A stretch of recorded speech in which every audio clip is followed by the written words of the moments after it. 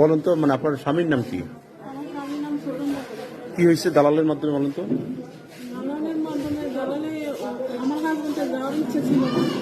1 সপ্তাহের ভিতরে উনি কিসের জন্য ওনার মত ঘুরে গেছে, দালালের সাথে কথা বলতে, তারপরে ওনার আমার ঘুরে গেছে উনি গিরিশ যাবে। তারপর আমরা টাকা পয়সা অ্যাডমিট করতে পারি না, তারপরে কিস্তি উঠে 5 লাখ টাকা দিছি। মানে পুরো টাকা দামের কথা ছিল, কিন্তু আমরা বাকি টাকা দিতে পারি না, কিন্তু কিস্তি উঠে 5 লাখ টাকা দিচ্ছি। আপনার বাড়ি কোথায়? আমার বাড়ি শরীয়তপুরে।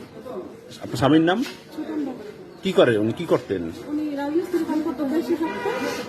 পরে আচ্ছা, কোন দালালের মাধ্যমে গেছেন?